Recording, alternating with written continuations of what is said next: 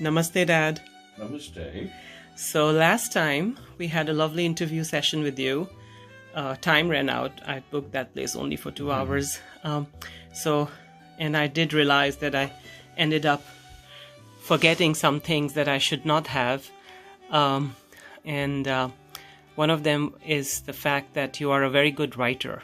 And you just recently have published a book which is available on Amazon. It's your first published story, a novella, as you say. It's a novella, yeah, because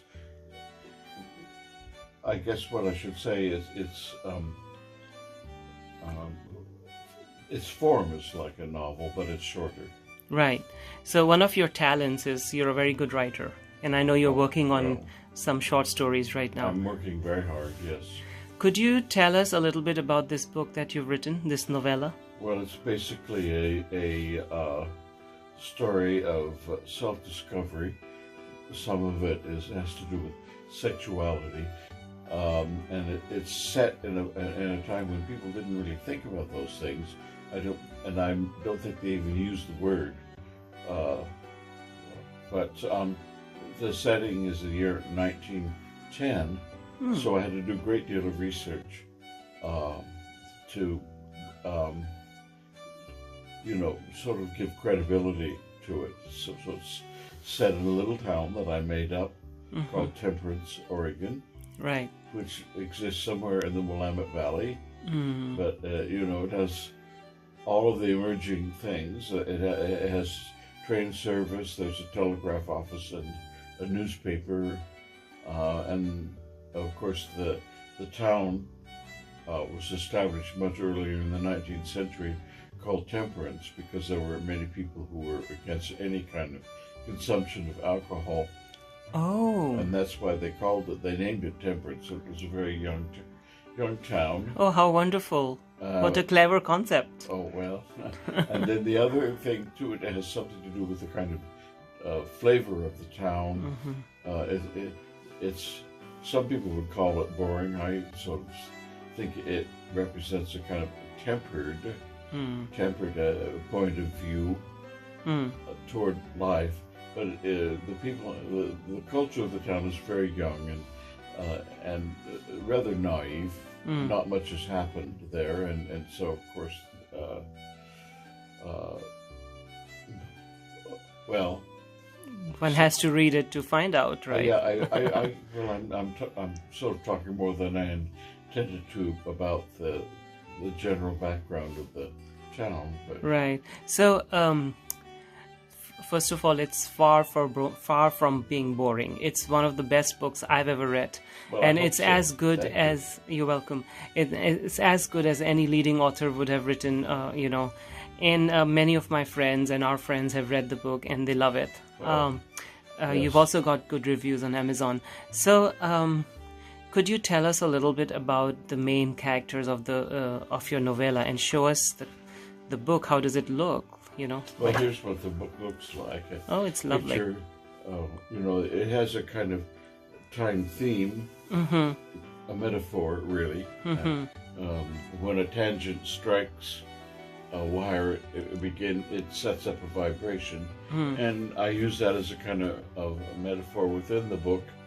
But it has a number of different characters. I guess the main character is Edgar Vestal Dillard. He's an English teacher in Temperance High School, right?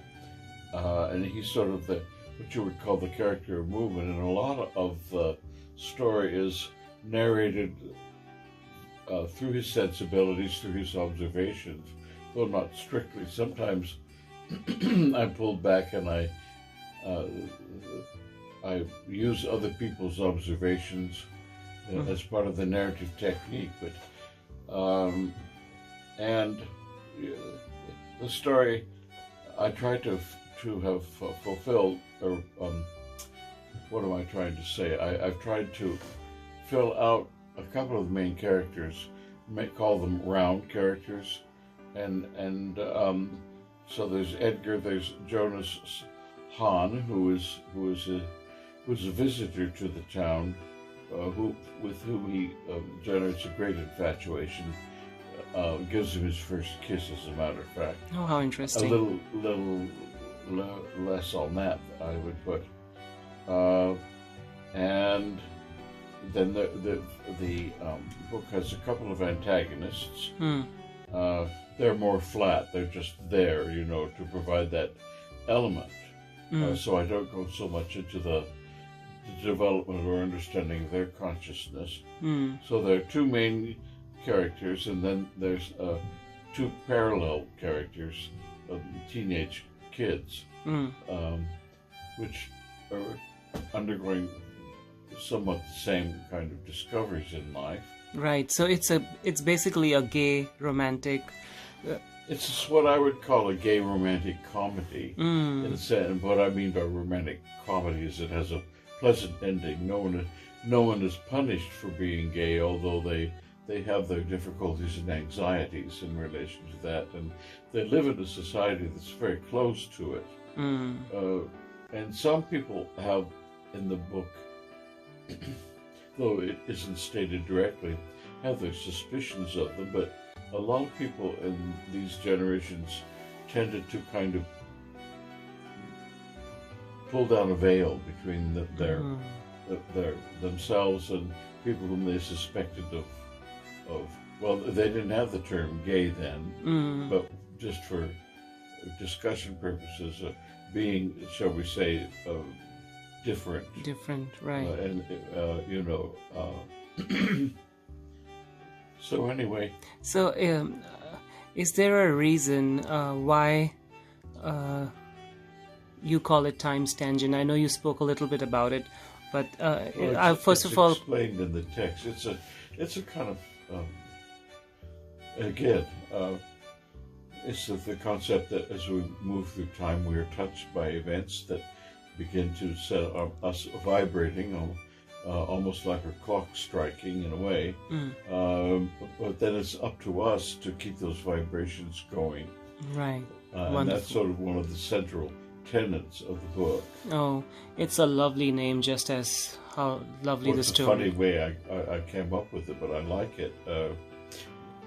In that I was riding on the train and going past a little town called Tangent. Right. And I remember that I had been to Tangent many years before and had visited a little antique store called Father Time's Tangent Antiques. And then the phrase Time's Tangent occurred to me, and I thought, that has just the right ring. It's saying just the right thing.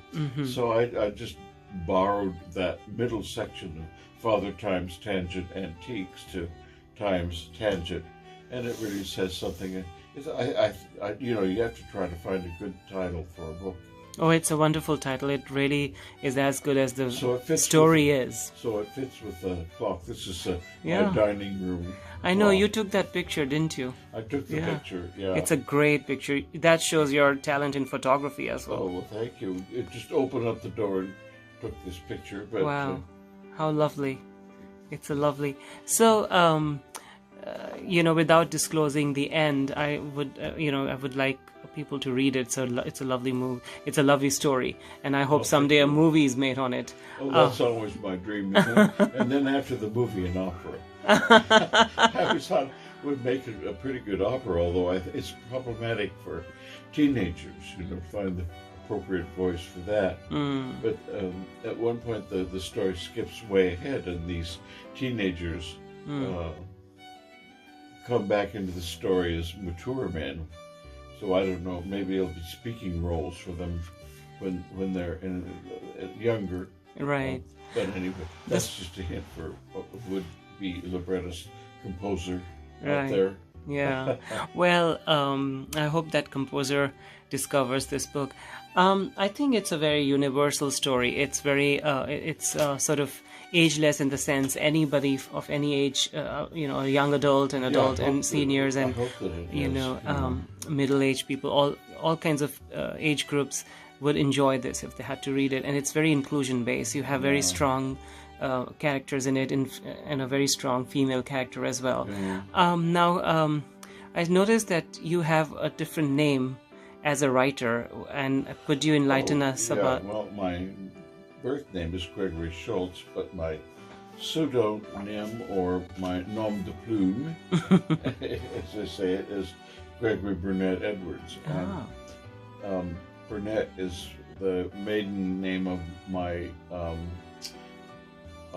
paternal grandmother, and Edwards is the maiden name of my maternal grandmother. I hope I got that right.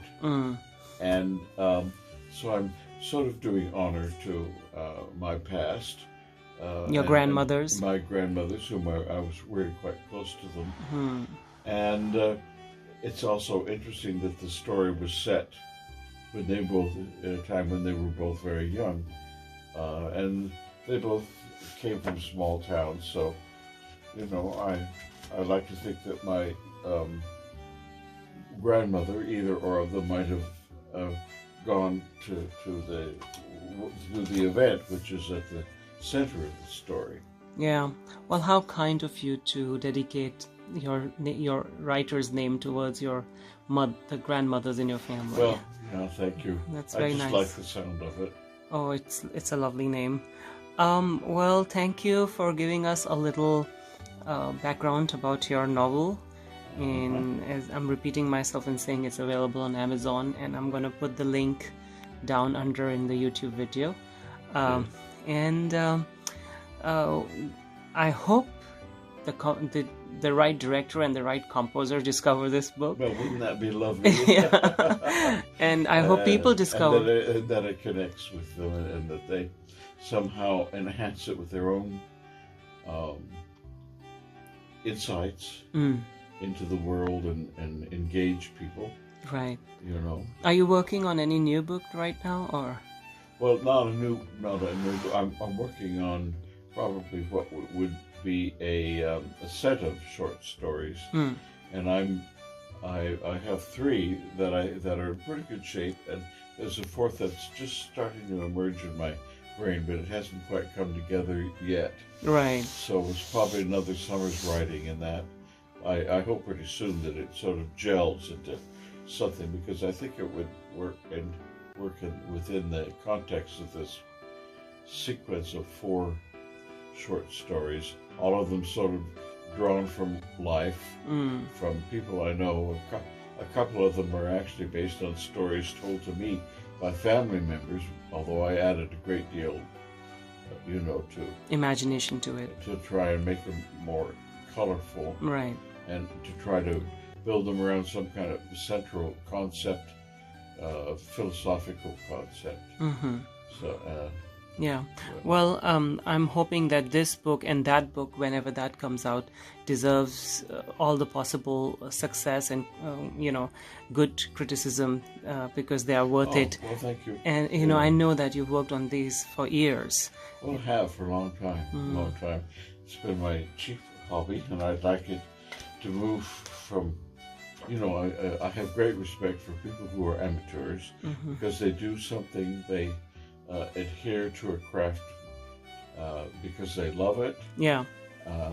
But I wouldn't mind being a professional writer, or saying that, I wrote a book and it's selling, that kind of thing.